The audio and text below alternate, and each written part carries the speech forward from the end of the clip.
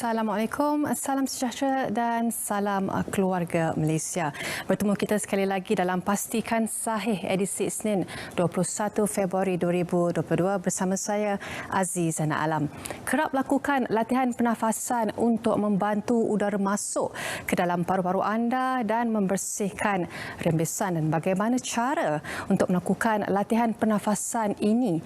Anda boleh saksikan video latihan pernafasan di aplikasi MySejahtera. Baik, kita mulakan hebahan pertama hari ini dengan berita viral. Baik, ini adalah status terkini COVID-19 setakat 20 Februari 2022 dan jumlah kes sembuh baharu dilaporkan berada pada 18,459 kes manakala jumlah keseluruhan kes sembuh adalah pada 2,937,655 kes. Sementara itu, kes baharu dilaporkan adalah sebanyak 26,832 kes dan jumlah kes aktif dengan keboleh jangkitan adalah sebanyak 251,678 kes. Kes kematian dilaporkan sebanyak 37 kes menjadikan jumlah keseluruhan kes kematian adalah sebanyak 32,347 kes. Baik, ini pula adalah status terkini kanak-kanak dalam kalangan 5 hingga 11 tahun vaksinasi populasi sehingga 20 Februari 2022. Dos harian diberikan setakat ini adalah sebanyak 58,894 kes menjadikan jumlah keseluruhan dos harian diberikan adalah sebanyak 513,394 dos. Bagi dos satu harian pula jumlah yang diberikan adalah sebanyak 58,894 dos menjadikan jumlah dos satu keseluruhan adalah sebanyak 513,393 dos. Seterusnya adalah status terkini remaja dalam lingkungan 12 hingga 17 tahun vaksinasi populasi sehingga 20 Februari 2022.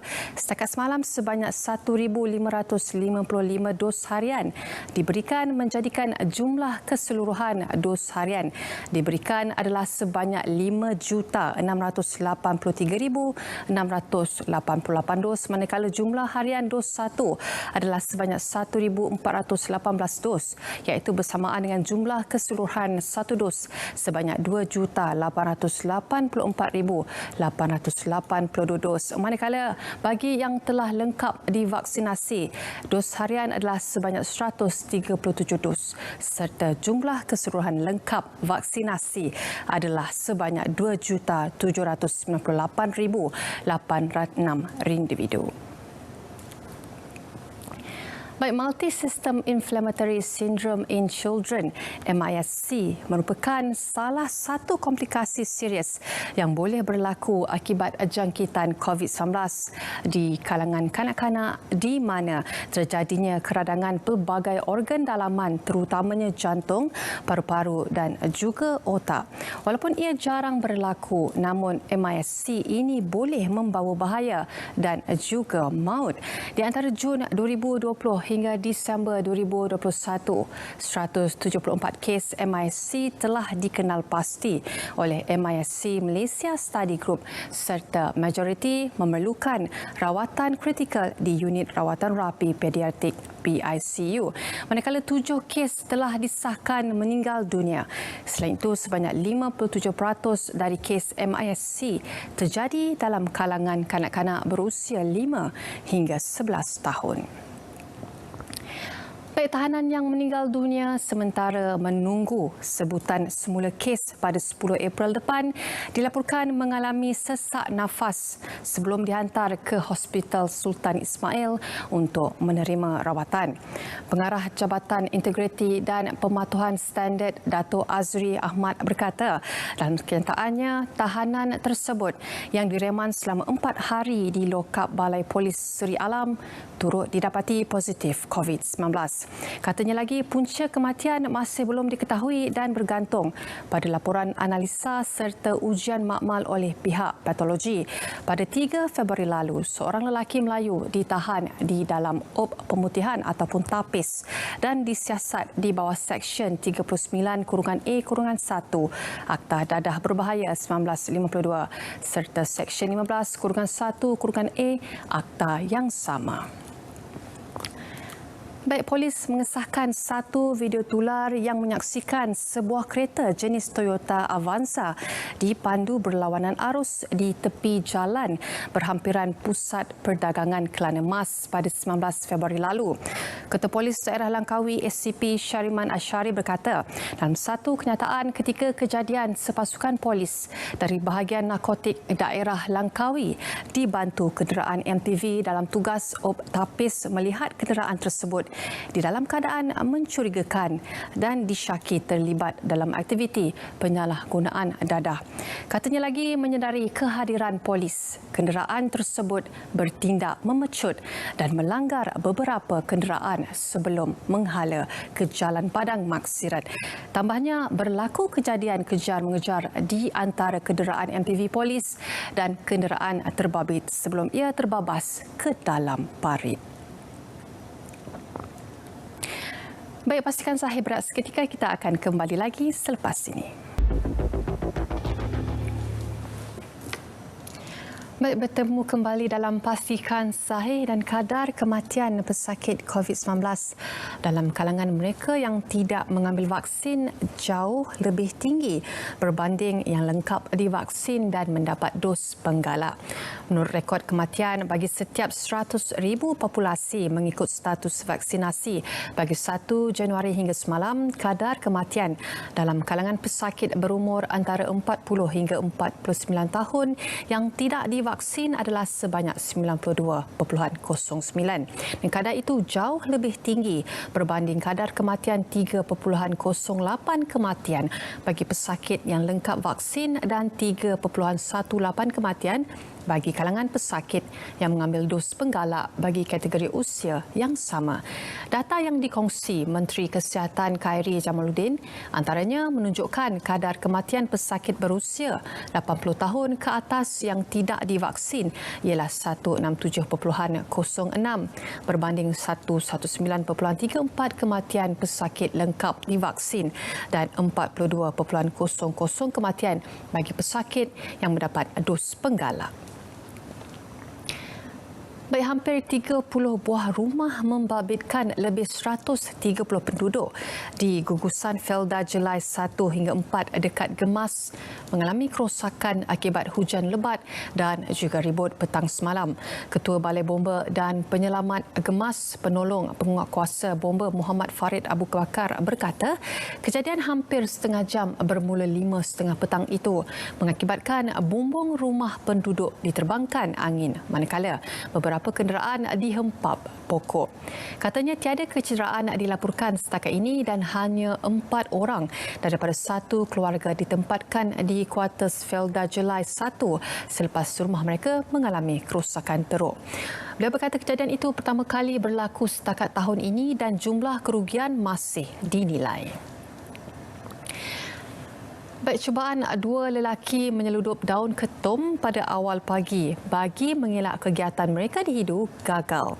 Dan hasil tindakan pantas sepasukan anggota polis bahagian siasatan jenayah narkotik IPD Pendang berjaya menahan kedua-dua lelaki berkenaan di Kubur Panjang Pendang, Kedah.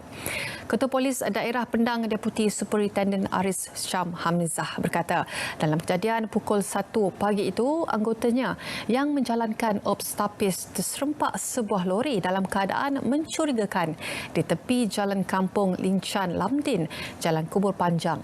Lori berkenaan diarahkan berhenti dan kedua-dua suspek berusia 20-an dan 30-an itu berjaya ditahan.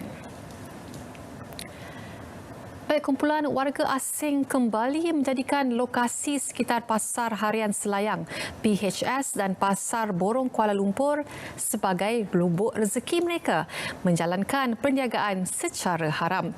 Biarpun kawasan berkenaan sebelum ini digempur beberapa kali oleh pihak berkuasa dan pernah dikenakan Perintah Kawalan Pergerakan Diperketatkan (PKPD) ekoran jangkitan kes COVID-19 yang tinggi tahun lepas. Namun mereka tidak serik berniaga di sekitar kaki lima bangunan kedai berketaan kedua-dua pasar berkenaan yang menjadi tumpuan pembeli. Kelibat peniaga warga asing yang menjual sayur-sayuran, buah-buahan dan barang basah lebih ramai ketika hujung minggu dari awal pagi hingga petang di deretan bangunan kedai dua tingkat berdekatan Pasar Borong Kuala Lumpur telah menjadi perkampungan mereka dengan adanya membuka restoran selain turut menjual daging sembelihan secara terbuka hanya di kaki lima bangunan kedai. Baik, sistem pengangkutan awam Johor Singapura mampu mengatasi masalah kesesakan di tambak Johor serta memudahkan perjalanan antara kedua-dua negara. Justru kerajaan Johor berharap Kementerian Pengangkutan menggerakkan segera perbincangan semula projek kereta api berkelajuan tinggi HSR dengan Singapura. Menteri Besar Datuk Hasni Mohamad berkata perbincangan perlu dibuat semula dari awal selepas projek terbatal apabila perjanjian dua hala luput pada 31 Disember 2020. Ketika ini, projek pengangkutan awam Johor Bahru Singapura yang sedang berjalan ialah projek Sistem Transit Rapid RTS yang menghubungkan Bukit Jagar dengan Woodlands. Baik, seterusnya, Kerajaan Malaysia menyarankan Menteri Luar Kemboja Prak Sokhonn sebagai pengerusi ASEAN berjumpa wakil Myanmar bagi mencari penyelesaian secara aman di negara itu susulan krisis politik dan kemanusiaan yang dihadapi ketika ini. Saranan itu dibuat susulan perancangan Prak Sokhonn untuk melawat Myanmar Mac ini untuk bertemu junta Myanmar. Menteri Luar Datuk Seri Saifuddin Abdullah berkata, perkara tersebut telah dibangkitkan ketika menghadiri sesi pemukiman Menteri Luar ASEAN di Ibu Kota Kemboja, Phnom Penh, Khamis lalu. Beliau turut menyarankan agar Prak Sokhonn bertemu dengan Majlis Perundingan Perpaduan Negara NUCC yang terdiri dari Kerajaan Perpaduan Nasional NUG, ahli parlimen yang dipilih, parti politik, kumpulan perwakilan negeri sementara, masyarakat sivil dan bukan kumpulan bantahan ganas dan kumpulan bersenjata. Pihak Australia telah membuka sepenuhnya sempadan antarabangsa kepada pengembara yang telah lengkap vaksinasi. Lebih 50 penerbangan antarabangsa akan tiba ke negara berkenaan sepanjang hari termasuk 27 penerbangan mendarat di Sydney. Menteri Pelancongan dan Tihan berkata industri pelancongan merupakan salah satu industri terbesar Australia dan menggaji hampir 5% tenaga kerja negara berkenaan. Tetapi sektor itu lumpuh selepas negara tersebut menutup sempadannya pada Mac 2020. Baik, Suruhanjaya Tinggi Pertubuhan Bangsa-Bangsa Bersatu untuk Pelarian UNHCR menggesa sokongan berterusan antarabangsa terhadap pelarian Rohingya dan negara tuan rumah Bangladesh. Pada Ogos 2017, hampir 750,000 Muslim Rohingya melarikan diri daripada kekejaman pihak tentera di Rakhine, Myanmar, menjadikan jumlah keseluruhan pelarian di Cox's Bazar mencecah 1.2 juta orang.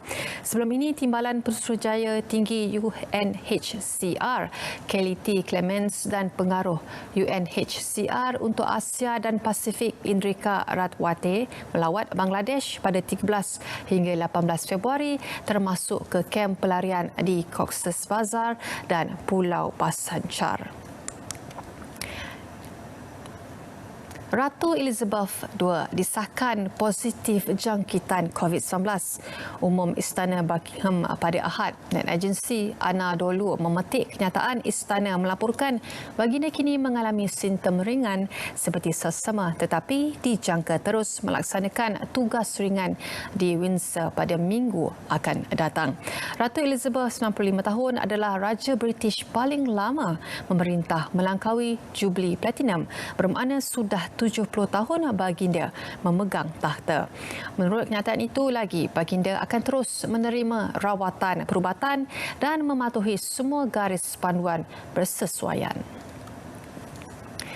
Baik, lawatan rasmi Perdana Menteri Datuk Seri Ismail Sabri Yaakob ke Thailand minggu ini dijangka membawa kabar gembira mengenai pembukaan semula sempadan darat Thailand-Malaysia. Duta Malaysia ke Thailand, Datuk Georgie Samuel berkata lawatan 3 hari atas jemputan Perdana Menteri Thailand Prayuth Chan-o-cha itu adalah yang pertama sejak beliau dilantik sebagai Perdana Menteri Ogos lepas. Ini juga kunjungan pertama Perdana Menteri Malaysia ke negara itu sejak wabak COVID-19 melanda dunia 2 tahun lalu. Georgie berkata antara agenda perbincangan semasa lawatan itu termasuk pembukaan semula sempadan darat, kerjasama dua hala serta meneroka peluang perdagangan dan pelaburan pasca COVID-19. Kerajaan Persekutuan memperuntukkan 150 juta ringgit bagi tempoh 3 tahun kepada Kerajaan Johor untuk pelaksanaan perkhidmatan MyBus menerusi program transformasi perkhidmatan bas berhenti-henti SBST dalam usaha meningkatkan kualiti perkhidmatan bas di negeri itu.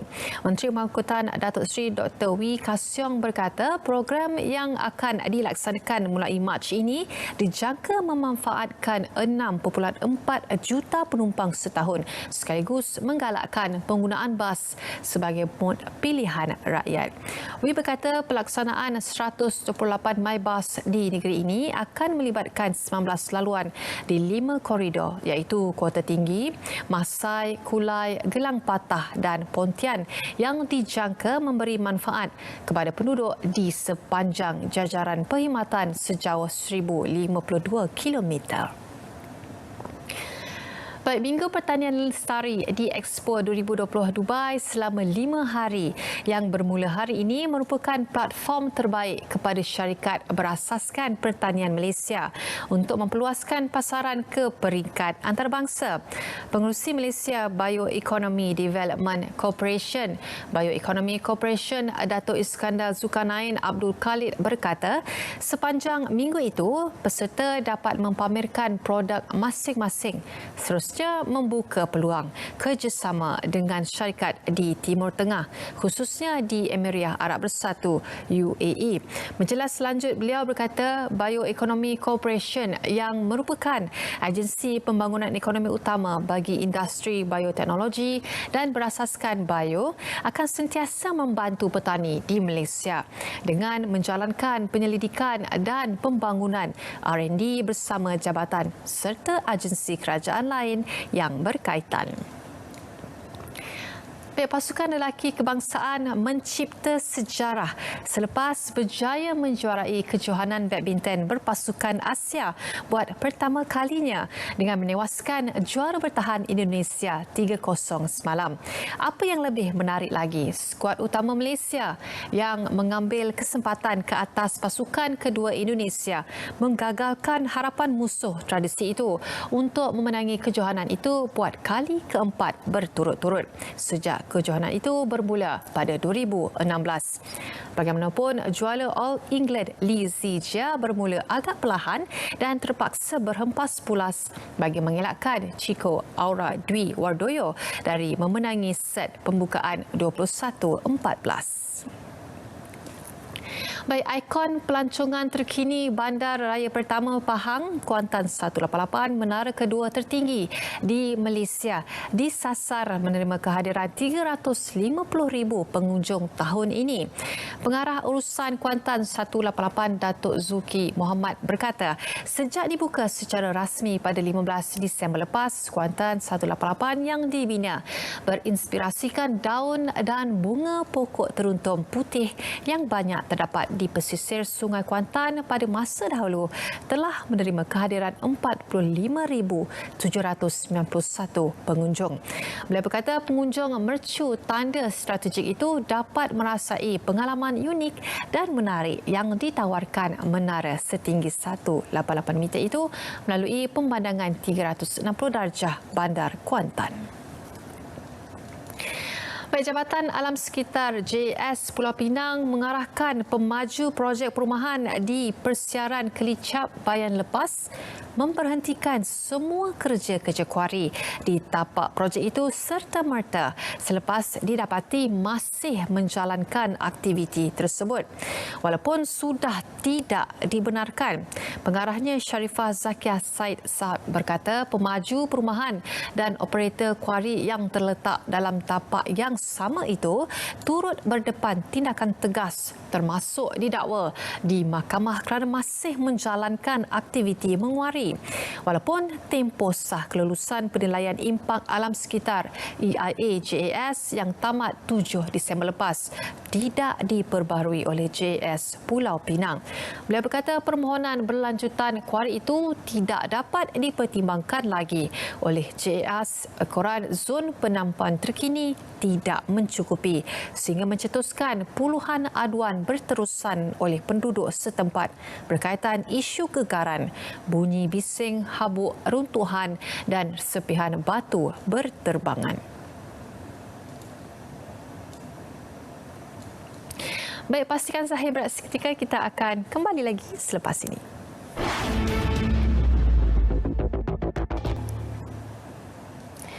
Baik, bertemu kembali dalam Pastikan Sahih dan jangan lupa untuk saksikan Bicara Naratif malam ini jam 9 malam dengan tajuk Jom Masuk IPT 2022 Kerjaya dan Interaktif Bakal Graduan bersama dengan Profesor Datuk Dr. Muhammad Rizal bin Wahidin iaitu Naib Chancellor USIM USIM dan Wahi bin Nordin iaitu Pengarah Bahagian Kemasukan Pelajar IPTA Jabatan Pendidikan Tinggi KPT. Baik, saksikan siaran langsung esok kejohanan Liga Hoki Malaysia TNB MHL 2022 lelaki di saluran sukan RTM 111 My Freeview. Saksikan juga penstriman langsung di RTM Click. Baik, kita okey. Ini adalah pakej kesejahteraan keluarga Malaysia Kuala Lumpur. PKKMKL ambil peduli nasib penduduk ibu kota. Baik, diumumkan Perdana Menteri Datuk Seri Ismail Sabri bin Yaakob sempena ulang tahun Bandaraya Kuala Lumpur kali ke-50 pada 5 Februari 2022 dan juga Dewan Bandaraya Kuala Lumpur DBKL turut akan menyediakan laluan pejalan kaki iaitu laluan basikal dan jaringan hijau dengan mengutamakan keselesaan dan keselamatan pengguna. DBKL dalam usaha menjadikan Kuala Lumpur sebagai bandaraya sifar miskin tegar, DBKL akan membuat penambahbaikan lift yang melibatkan 306 buah lift di 31 lokasi projek perumahan rakyat, perumahan awam PPR, PA dan akan dilaksanakan dalam tempoh 2 tahun dan bagi meningkatkan penyampaian perkhidmatan yang pantas secara dalam talian kelulusan lesen premis perniagaan akan dilakukan dalam tempoh 24 jam. Baik, apakah kelebihan penyahihan dua faktor ataupun 2FA identification? Ia membantu menyemak semula identiti, memastikan akaun anda menjadi lebih selamat, mengelakkan menjadi mangsa penipuan dalam talian, mengelakkan penjenayah cyber mengakses akaun anda dan membolehkan pekerja mengakses sistem syarikat atau korporat dengan selamat. Lindungi akaun media sosial dan aplikasi pemesajan anda dengan mengaktifkan penyahihan dua faktor sekarang. Baik, manfaat Pusat Ekonomi Digital Keluarga Malaysia PEDI. Apakah peranan PEDI dan disediakan sebagai pusat sehenti untuk melahirkan dan memperkasakan usahawan kecil ke arah pendigitalan, tingkatkan taraf sosioekonomi rakyat terutamanya di luar bandar. Latihan dan kursus yang ditawarkan latihan ICT, latihan keusahawanan, latihan multimedia, pembelajaran dan juga latihan pemasaran. Baik, sekian sahaja daripada saya hari ini. Kita bertemu lagi esok jam 3.30 petang di saluran berita RTMI Freeview 1, 2, 3. Dengan itu, salam keluarga Malaysia. Saya Aziz dan Alam. Jumpa lagi.